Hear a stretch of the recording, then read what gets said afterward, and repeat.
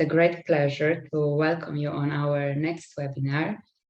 This time it is Literature Reviews Wanted Alive. So first of all, I would like to use this opportunity to tell us that Evidence Prime took part in the World Evidence-Based Healthcare Day. This year campaign was focusing on partnerships for purpose. And in the chat, we will send you a link to our blog where you can read more about how did we contribute to the campaign. And you can watch the video where our colleague Justyna is talking about one of our projects, which was created with successful partnerships of many organizations. Second of all, we have also very exciting news. We have created a LinkedIn group which gathers together enthusiasts of artificial intelligence and evidence-based healthcare. So the group on LinkedIn, we also sent you the link in the chat. We invite you to join. There is already around 100 members, and we will organize Tech Tuesdays, where machine learning experts explain new relevant papers without technical jargon, and also Friday Journal Club, where we can share new research in evidence synthesis methods. If you know anything about any events happening in the area, you can also share it and promote on that group. So please join us and join the discussion and share your information with us. So coming back to the webinar, today's agenda is what are the living literature reviews and why do we need them? And next presentation, we will show you laser AI features which support the development of living reviews. Our first speaker is Jan Brożek. He is a co-founder and chief scientific officer at Evidence Prime. He leads the systematic review team that supports the development of laser AI and GradePro. Next, Artur Nowak. He is co-founder and CTO of Evidence Prime, and he helps the brightest minds answer the most challenging questions in healthcare through his work in the area of artificial intelligence, and especially in the context of systematic review automation. Next, Ewelina Sadowska. She's an evidence synthesis specialist at Evidence Prime. She's responsible for testing new solutions in laser AI and conducting evidence synthesis research. And finally, Ewa Borowiak. She's also an evidence synthesis specialist with 15 years of experience in conducting HTA reports, systematic reviews, and targeted literature reviews. At Evidence Prime, she provides methodological knowledge to the designers and the software development team. So thank you. And I would like to invite our first speaker, Jan, to the presentation.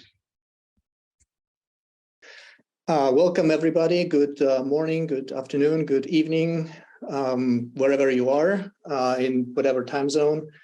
I'm Jan Brożek. I will be talking about living literature reviews. It's a little bit of an introduction to what it is. I will try to finish within 10 minutes. So if you think I'm boring, at least you know that I will be boring for 10 minutes, not more. I do have some potential conflicts of interest that I would like you to know. So as Claudia already mentioned, I'm a chief scientific officer, whatever that means, but in Evidence Prime, but that means we're doing systematic reviews and thinking the science here. I'm also the associate professor, Department of Health Methods, Health Research Methods, Evidence and Impact at McMaster University in Canada. I work with Cochrane Collaboration, with Methods Group on grading, and I'm the member of the GRADE Working Group. So these are all organizations that that are specializing or the aim of which is improving the methods of doing systematic reviews and guidelines in healthcare. What we will be talking or discussing over the next less than 10 minutes now is, I think, three things that I would like you to maybe remember from this, and I will tell you in the beginning what they are, and we'll try to convince you that I'm right, and then at the end I'll just summarize. So I'm coming from the group of people who believe that systematic reviews or literature reviews or summaries of the evidence should not be done just for themselves, but should inform the best healthcare. So the main point is that really we are doing all of this, if it's living systematic reviews or normal systematic reviews or other reviews, we're doing it to summarize the knowledge to improve healthcare. And that's the main goal, and I will mention in a moment why. I will try to convince you also what is my point of view, and I think my point of view is the most important point of view, at least from my perspective, that living reviews are nothing else than ordinary literature reviews, just frequently updated. So it's just a cyclic update of normal review that produces special issues related to this, having to repeat the reviews many times, the statistical issues and organizational issues and others, but that is maybe something for following webinars.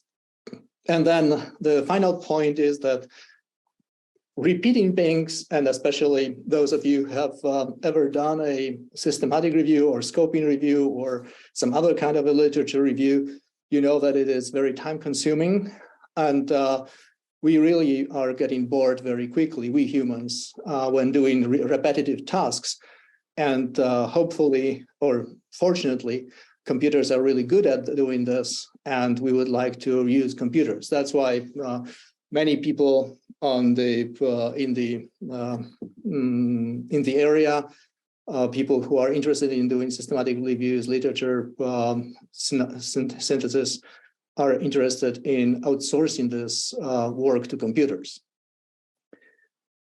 So why we are doing the living reviews or the reviews in general? Again, there are people who do it for research purposes only, but I'm coming from a group that believes that if they are not very valuable, if they are not used, their results are not used later for decision making, and these decisions are supporting the up-to-date good practice, good healthcare practice. If it's public health or the clinical practice or some other areas of healthcare, it really is the ultimate goal is to improve and keep the practice up to date.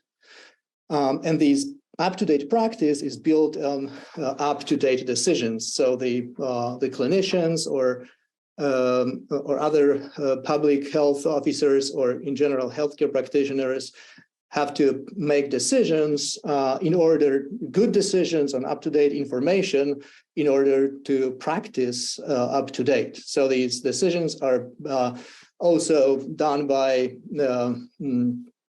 people who are in governments, who do the health technology assessments, the manufacturers of medical products, but also we call these decisions in guidelines or recommendations in guidelines, which are usually the professional societies or some organizations like WHO or health maintenance organizations, or people who tell others what to do in a guideline, in some documents. This is how you should be dealing with certain health issues. And this all is built on the up-to-date information.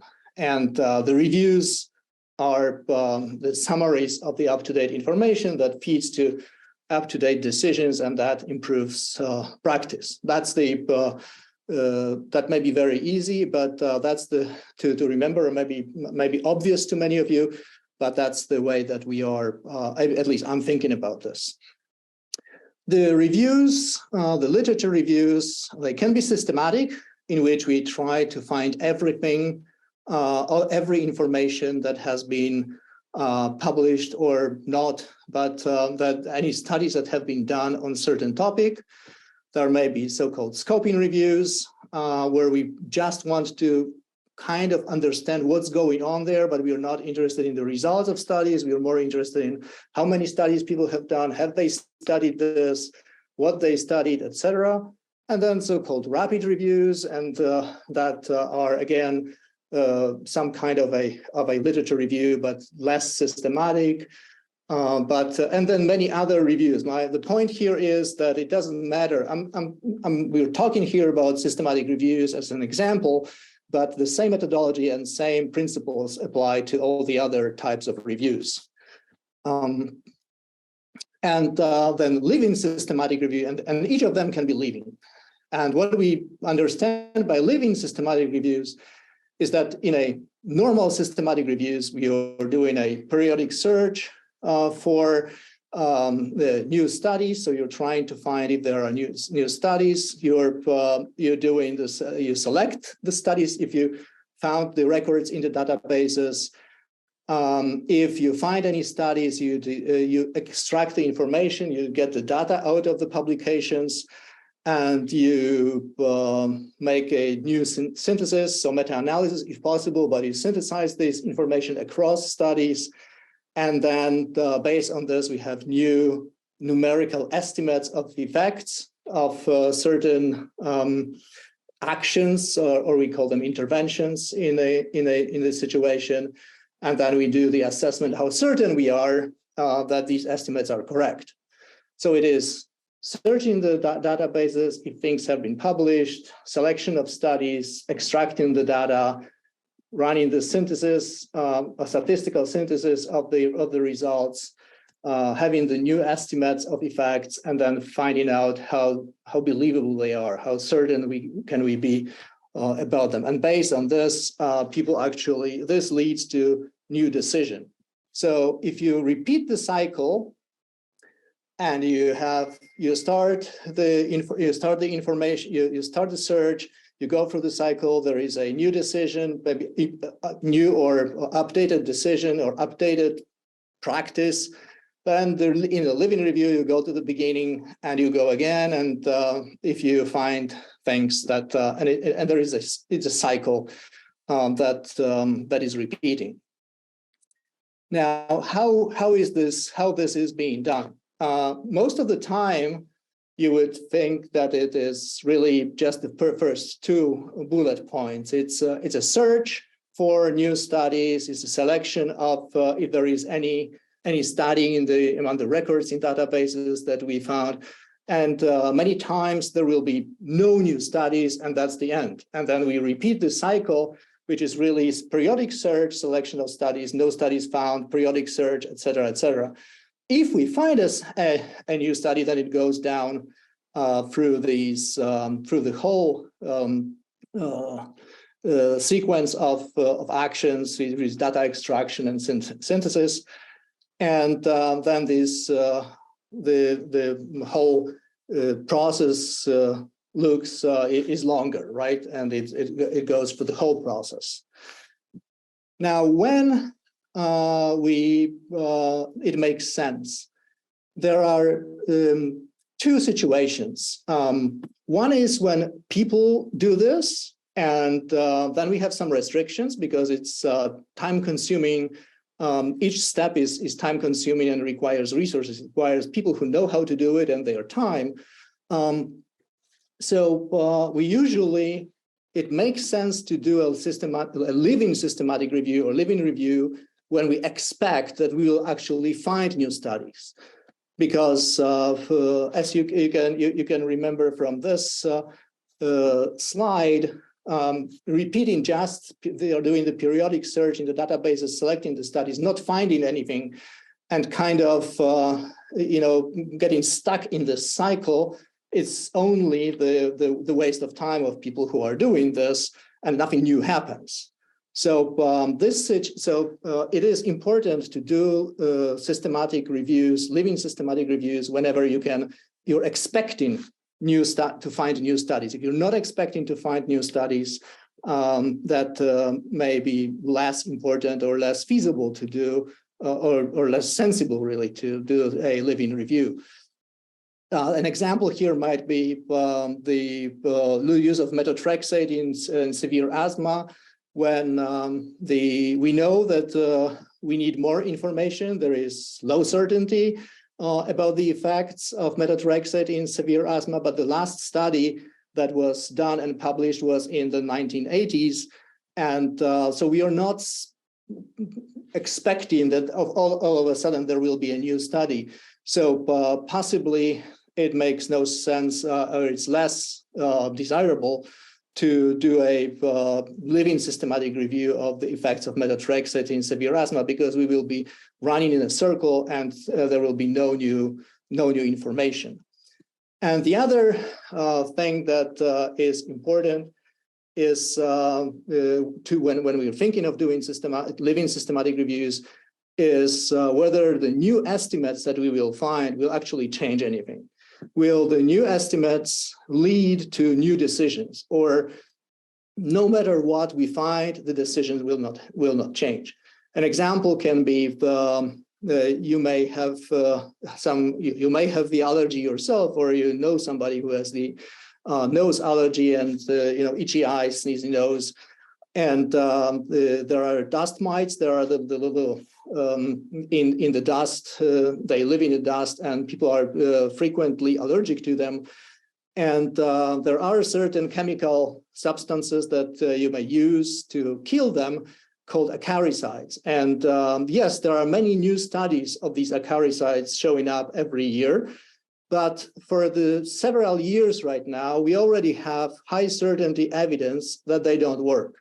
And it's very precise and high certainty results of the already known studies that these substances don't work. So any new study will really not add anything, even though these studies are available and they are showing up every year. So there are two reasons really. The search, we are suspecting that there will be new studies, and these new studies have to really have a potential to change anything, or let people make new decisions. So update our knowledge and change our practice. And that's when the systematic reviews, or living systematic reviews, should really is beneficial to do them when people do it. When computers do it, and you can automate this, it doesn't matter, because computers don't really waste much time on. They can search and select the studies and go in the circle, and there is no human. It doesn't require much resources. So really the points of the presentation, or what I would like to remember, is that really everything that we do is to provide the best healthcare, and that the living systematic reviews are ordinary literature reviews, nothing special about it, other than it's updated frequently, and that these frequent updates require a lot of work. And if we can make computers do it for us, hopefully it is happening right now. I think we are in the time when this is happening, then it would be great. Thank you so much. That was the introduction, and I will pass the button to Claudia now. And if you're interested in we have any comments or questions, please reach to us at info@laser.ai. We'll be happy to respond. Thanks so much. Thank you, Jan, for the great presentation. We actually received already a question, if it is possible to explain what are umbrella reviews. Umbrella reviews are the reviews that take that include several other systematic reviews in themselves. So a systematic review would answer usually a single question. let's say, whether paracetamol is good for headaches, and there will be another question whether ibuprofen is good for headaches, and there will be another question whether naproxen is good for headaches, and then you can have many other questions about other non-steroidal anti-inflammatory drugs.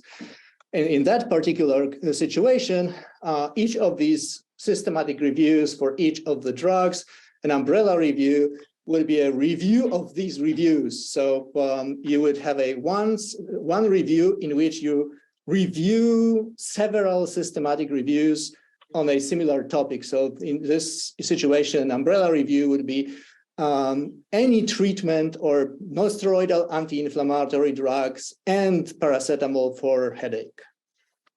Thank you. Thank you so much for the explanation. We will have more questions, and we will have more time to address them after the next presentations as well. So please feel free to use the Q&A button below, and we will come back to all the questions after. And now the next speaker, Artur. I give the floor to you.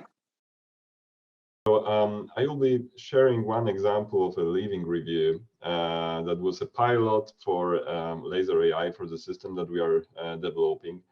This is really a very challenging example, as you will see.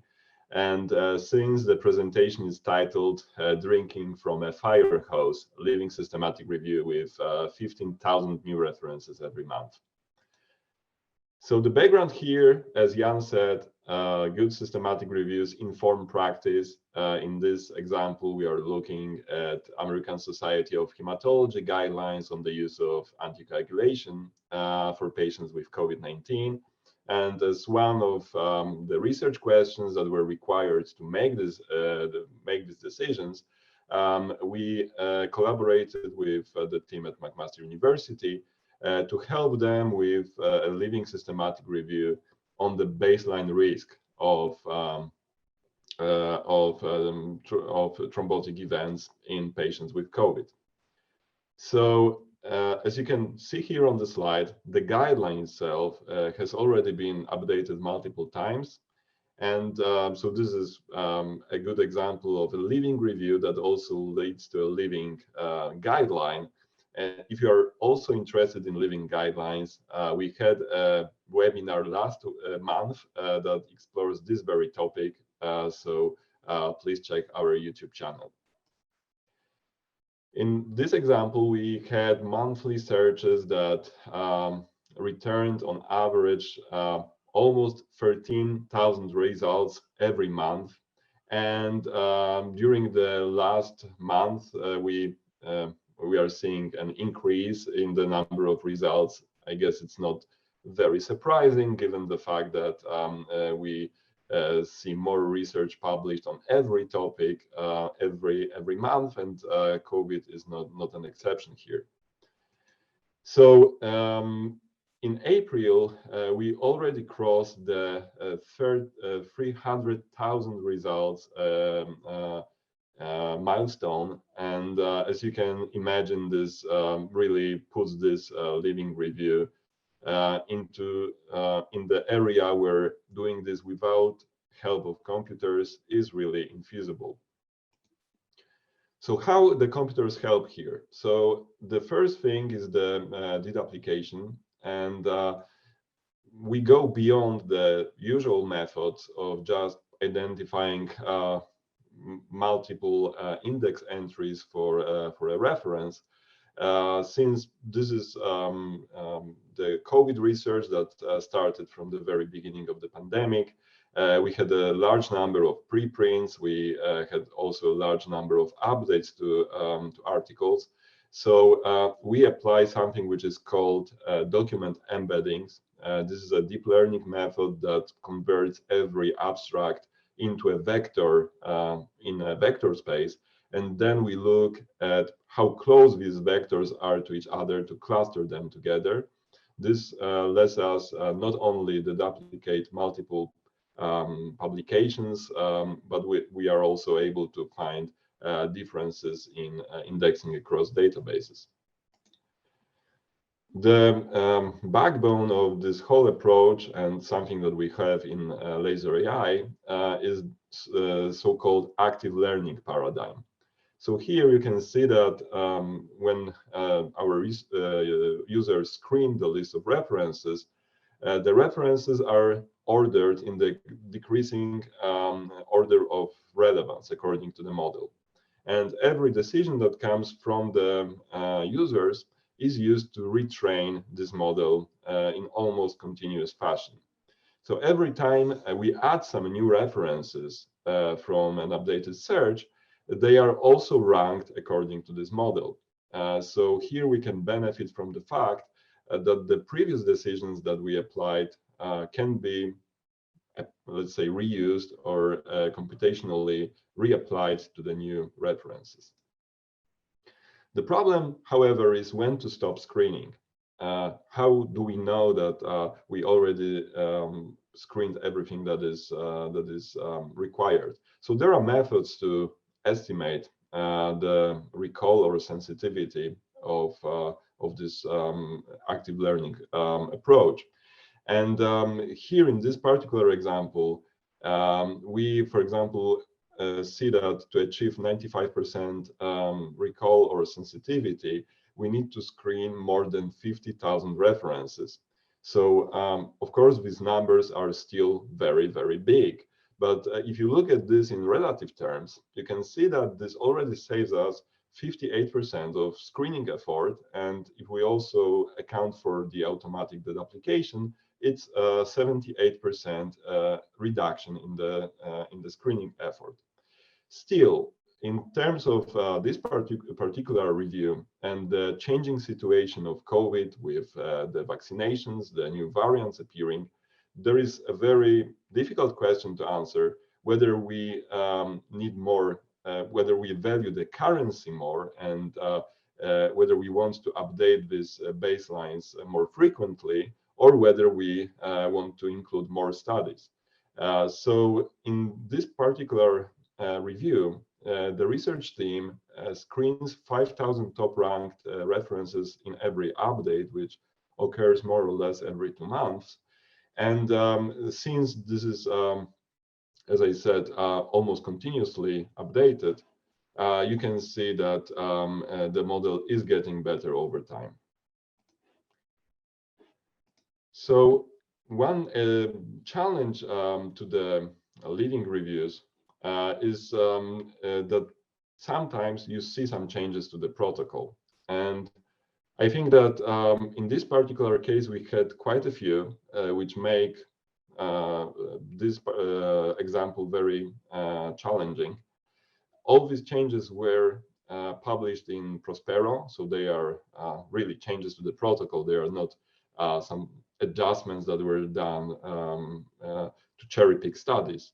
But these changes reflect the moving target, which is really the COVID treatments and COVID, let's say, prevalences.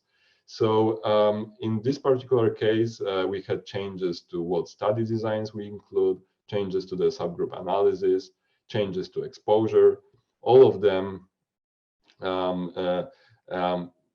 are a big problem for reapplying computer decisions. Why? Because, as I said, the model is trained on the previous decisions from the screeners.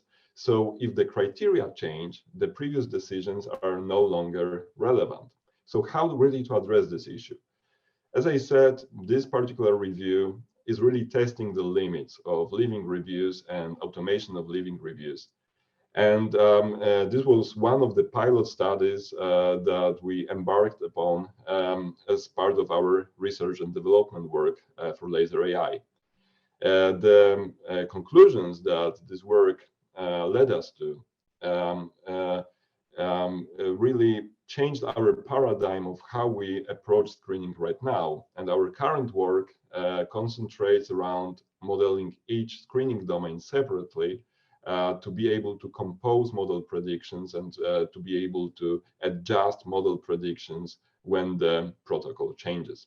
So I hope we will update you on our future successes with this review, the review is still ongoing, and we still support the team. We face new challenges related to this review almost every day. So please join our LinkedIn group to track our progress. We will share the lessons we learn, so you can apply this in your research as well. Thank you very much. Thank you, Artur. I have also one question already for you. How do you measure relevance? Do you weight the user assessment? Yeah, so the relevance is not really a strict term that I used here. Let's say that we have a classifier. So the model is assigning a score to every unscreened reference. This score is a prediction based on what the model was able to learn from the previous decisions. And the scores, let's say, are a proxy for relevance of a particular reference to the research question. So this is not a, let's say, a recommendation engine. It's not based on user preference, but we kind of track the how a particular reference fits the research question. Thank you. There are still more questions, and I suggest we will answer them after the last presentation. So the next presentation is made by Eva and Evelina. Hello. During this webinar, me and Eva would like to share with you some Laser AI features supporting the development of living reviews, their creation and updates. Laser AI allows us to do it in a few ways, depending on our aim. Here we can see some scenarios. First, we can monitor our systematic review, or of course, any other review, to check if there is a necessity to update it. Next, we can update systematic review previously done in Laser AI, or we can update a systematic review which was originally made in another tool. And today we will focus on the first and the second scenario. Now, a quick reminder about roles in our tool. In Laser AI, we have two main modes, admin and screener. Admin is responsible for creating projects. He also manages screening instructions and team. He can add keywords and structure comments, called also tags, and he's responsible for uploading references and PDFs. Screener conducts title and abstract screening and full text screening. He also adds comments and structured comments, and he can manage keywords if it's necessary. In our example, I will be a screener and Eva will be an admin. And now I will give the floor to Eva and she will explain how to monitor our review. Our example review concerns transthyretin amyloidosis with cardiomyopathy. In Laser, we have two modes, admin and screener. And we are now in admin view. On the main dashboard, we can see our finished original systematic review.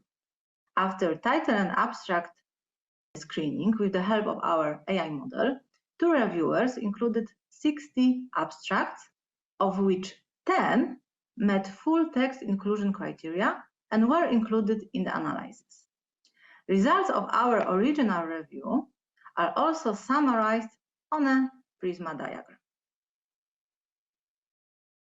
But before I show how the project setup for update looks like, let's go back for a moment to the activities that should precede each update. And for example, we should consider updating our systematic review when new evidence emerges. And we may use our Laser to support this process. I click on the references. Here we have a list of all records from our original project with screening decision, comments, and tags. and our screeners tagged all relevant but ongoing studies during the original project. And now we may quickly verify their current status. On the left, we have a filter section. I select tag relevant ongoing trial. I click on the, for example, on the second one.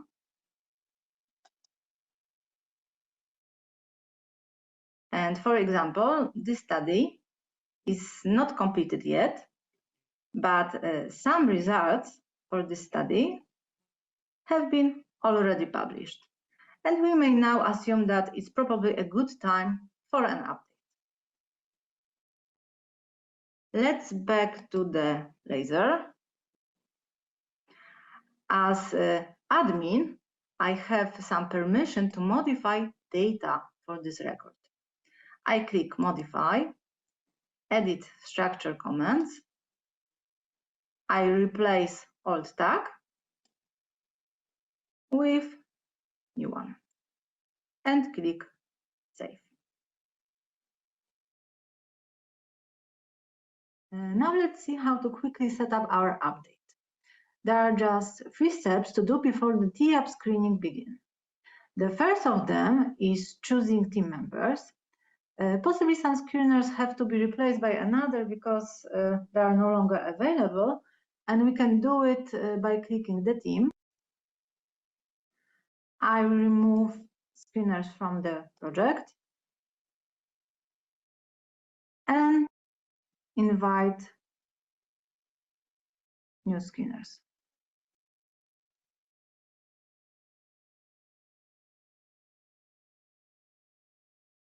In next step, we have to check if our inclusion/exclusion criteria and tags are still correct. And here we have 2 possibilities. Before the update, we always have to revise our primary research question. And when inclusion/exclusion criteria remain the same, we just skip this step and go directly to import setting. In case inclusion criteria changes, we must adapt our screening guide. In general, our screening instructions contain 4 types of fields. We have exclusion reason. Next field include some detailed instruction with screening question. We may also support our screeners by adding some notes, hints, some red flags, and tag instruction if needed. Now let's move to the keyword section. Here we have to define keywords that will support screening in 2 ways, by highlights in the title and abstracts and filters. And Everina will further show how it works from a screener perspective. The last type of field in our screening guide are structure comments, commonly known as tags or labels. And we may add some tags to provide better organization of our project. And for example, to monitor all ongoing clinical trials, we added structure comments relevant ongoing trial. In our example, new intervention for amyloidosis has been recently registered.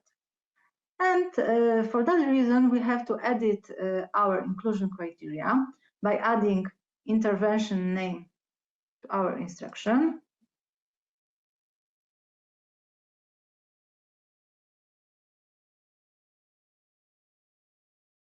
We have to add some desired keywords related to our new intervention, tafamidis. After it, we can save our instruction. We also may save this screening guide as a template and reuse it in another project with a similar research question.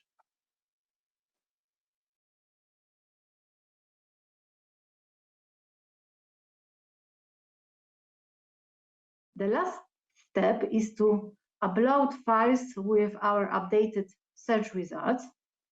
So I go to the import section. And in our example, we need 2 files. First of them includes all records for our free intervention from the original review with time limitation from the date of the last search.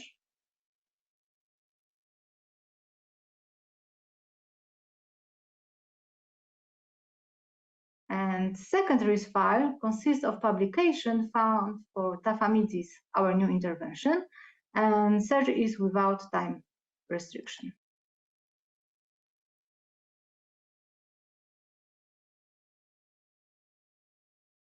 Now we can go to review.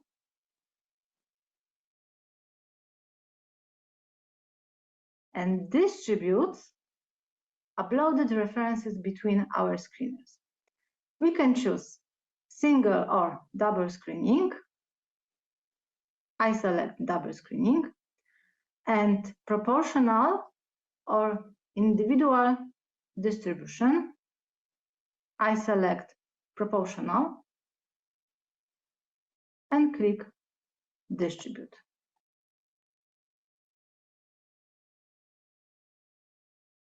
And that's all what we need. We may now start our screening. Now we are in the screener dashboard. On the right side, we can see a team progress, and on the left, there is a progress of our project. I can see here that new references has been assigned to me, so I have to click to screen. In the main screening panel, we can see all uploaded references with an option to check particular bibliographical data of each reference. Let's close it. In a panel on the left side, we are able to filter our results. Here we can see structured comments and keywords added previously by admin. And our keywords have 2 main functions. They make our screening easier by highlighting words. Like, for example, here we have an undesired word, and here we have a desired word. And the second function is that we can filter studies by using them. And at the beginning of our screening, we can exclude all irrelevant results by entering specific phrase. For example, in the keywords, we have a case report. And we want to check all these words, but only in titles. And now we have a list of 17 studies with a case report in a title. And after verifying these titles and also abstract if it's necessary, we can include, for example, these 2 results by the exclusion button related to study type. Okay, and let's get rid of these filters. And our model is trained to find relevant studies, but only for 3 previous therapies. But what about the new one, tafamidis? To provide our model with some relevant studies, we can select keywords from the intervention domain, like tafamidis. And also words describing a study type, because we are interested only in a randomized control trial as the best quality. Okay, in this way we can prepare a learning set by using available filters. And now we can check our results connected to tafamidis in a focus mode. And now we are in the focus mode for our example study. On the left, we can see a panel with bibliographical data. On the right, we can make an inclusion or exclusion decision. And also a helpful option is a postpone button, which allows us to make a decision about this particular abstract later if we are, for example, not sure. Next, we can add a comment when, for example, we have some doubts. And also we can add a structured comment. On the top, there's a place to see the number of included or excluded studies and a number of studies to review. As we can see here, there's 12 studies, but it's a group of studies filtered by these two filters, as you remember. And the last but not least feature are instructions and keywords. So if, for example, we are not sure of our inclusion or exclusion criteria, we don't remember the details, we can check it in the instruction in every moment. And what's more, here we have a criteria. And what's more, as a screener, we can also edit keywords and match it to make our screening easier. For example, let's delete this one. Okay, let's close it and go back to our focus mode. And here, for example, we make an inclusion criteria. And in that example, we can make an inclusion decision because it's relevant abstract. Okay, so let's assume that we have a set of included studies for tafamidis, and then we can conduct title abstract screening for all our results. And when we conduct title abstract screening, we can see that in a moment, model suggests us some studies which has the highest probability of inclusion. Let's start, for example, this one. So we have to make some decisions. And here we can see that model sorted our results and proposed us the abstract with the highest probability of inclusion. So let's include it. So here is also relevant study and another important study. In that case, we can add comment. Okay, so at the end of our screening, don't forget to send decision, because it's important, because we can change our decisions until we click this button. For example, in that case, we can change our decision to, let's say, E2. And after we click this button, we make all decisions visible to admin, and also we can start conflict resolution if it's necessary.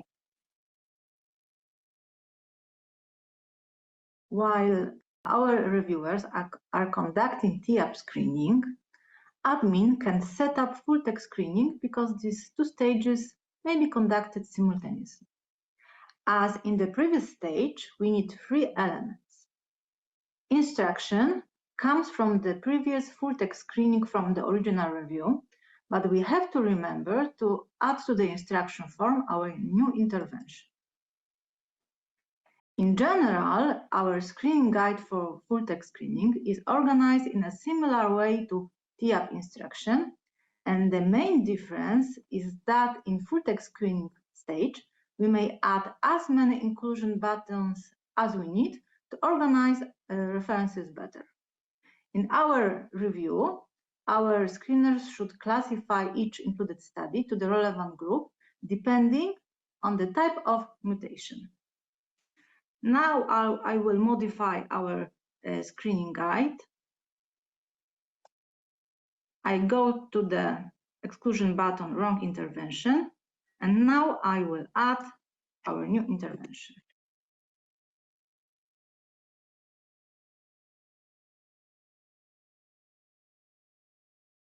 We may save this instruction as a template and reuse it in a future fraud project with a similar research question, but now I will just click Save Instruction.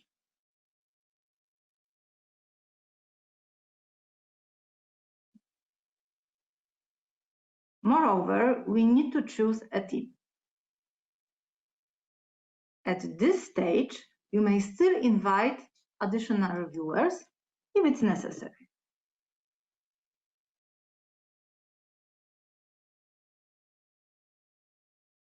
And finally, we must upload PDF files of included studies.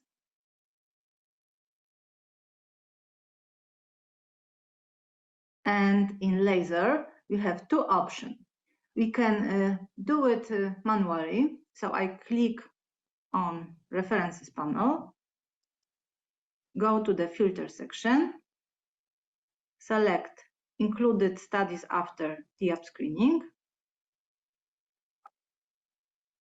select PDF, select Records without PDF,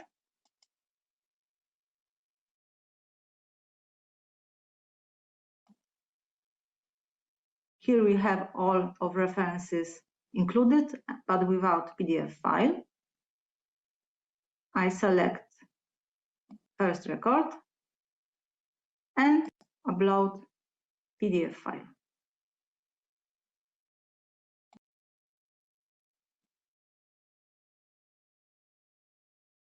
In Laser, we may add as many PDF files as we want. So if some supplemental materials are available, we may add it.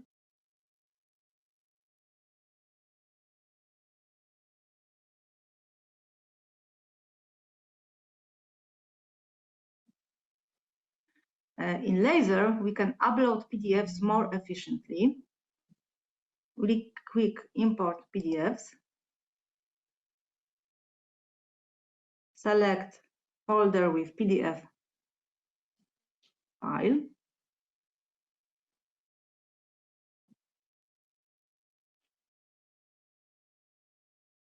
and now all these PDFs will be automatically matched to the references.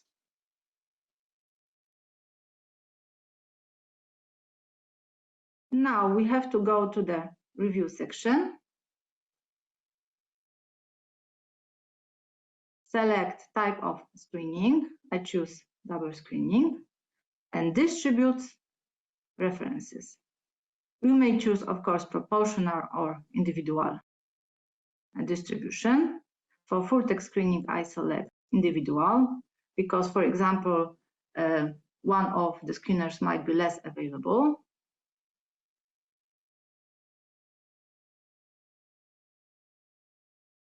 And distribute. And now our screeners may start screening. The last step for a screener is to do the full text screening. Here we can see a panel for our full text screening. Just as in a previous stage, we can see a list of previously included full text. And on the left, there is a panel to filter our records. So let's go to the example of a record. Here we are in focus mode dedicated to the full text. In the middle, there is our retrieved and matched PDF. As you can see here, we have more than one study because admin decided to add also a supplement. On the right, there is a panel to make inclusion or exclusion decision, similar to the title and abstract screening stage. We can only observe a slight difference in a way of the presentation of instruction because while full text screening, screener can see all instructions by clicking to the particular inclusion or exclusion button. And as we remember, in case of title and abstract screening, it was available only in a separate window. And the same as previously, screener can add comments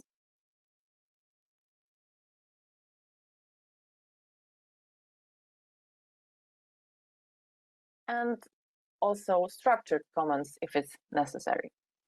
Let's make a decision.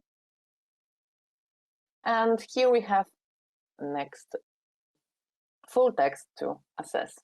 So let's go back to our main dashboard. And at the end of our screening, don't forget to click Send Decision.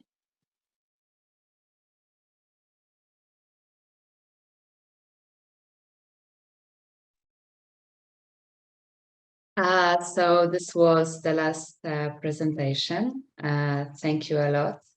And we have been receiving a lot of questions all the time. And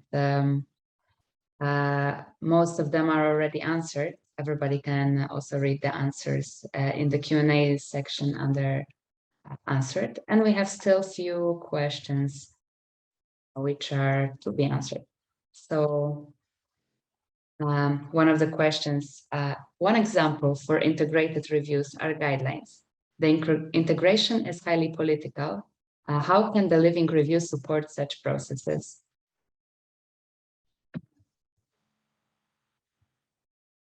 I don't know if Artur, you would like to address this question. I think it's a good question to Jan. Jan, are you willing to provide your thoughts on this? I'm very happy to provide my thoughts. I'm not exactly sure if I understand the question.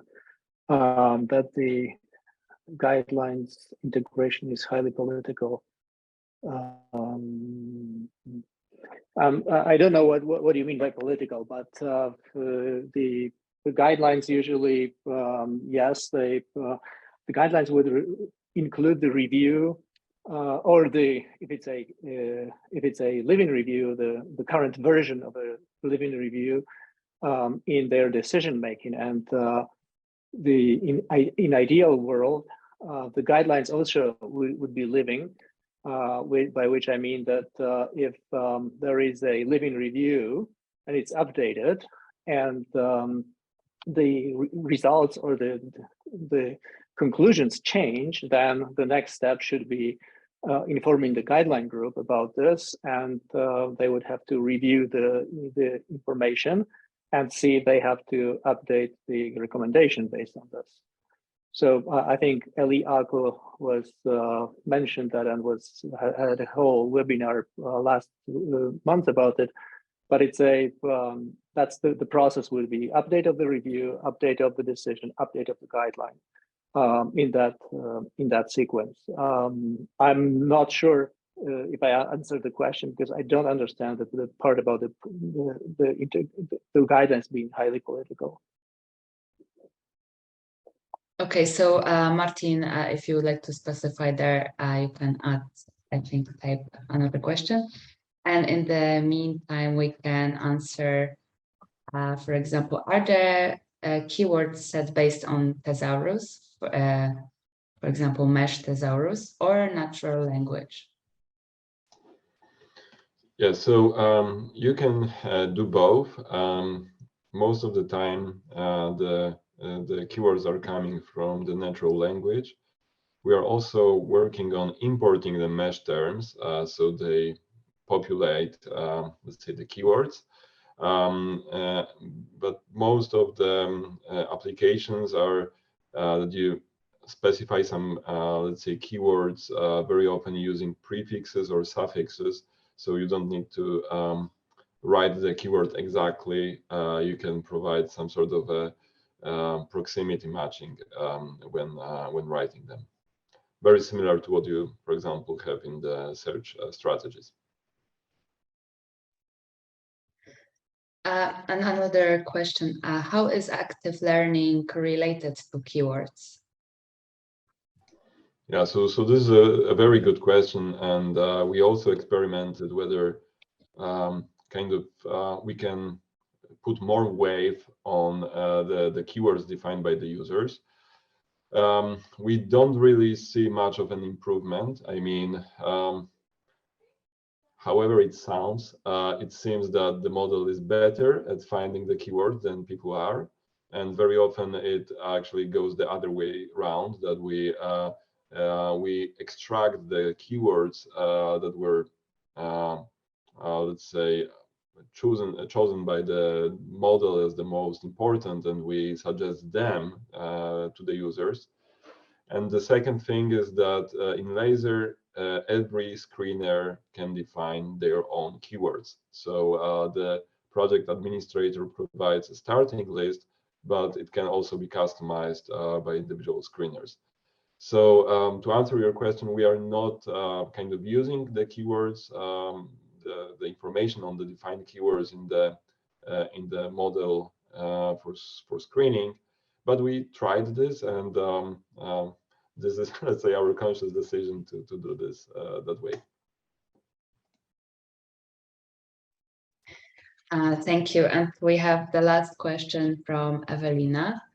Sorry, I might miss this, but have you assessed your performance with a standard way of going about literature search and records identification or process supported by other tools out there, for example, Covidence, without AI component? If so, what was the improvement?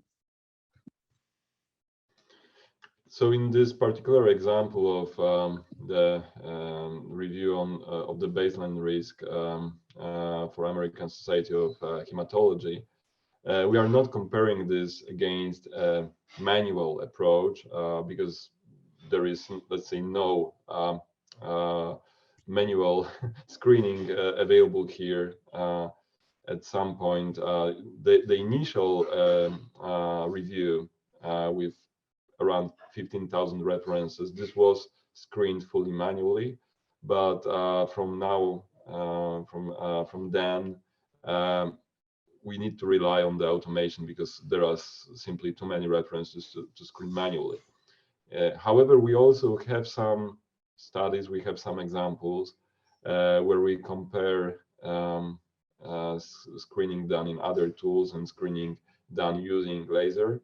Some of them are simulations, some of them are, let's say, real projects, and I hope that we'll be able to publish some results from this shortly. Thank you. I think we can take 1 more minute to answer the last question. Does the AI recognize word fragments when filtering? Yeah, so this is not really part of the AI, but you can define the filters in such a way that you are interested only in anything that begins with, let's say, lung, and or something like this, and yeah, this works. Okay, thank you so much. This was really great session, really nice presentations. And we have sent you the links in the chat to the groups. You can follow us on our social media and subscribe to the newsletter. And also for everybody present and everybody who registered for webinar, we will send a follow-up email with all the links, all the answered questions and summary of the webinar. Thank you so much. Thank you to all the speakers and thank you to all the attendees.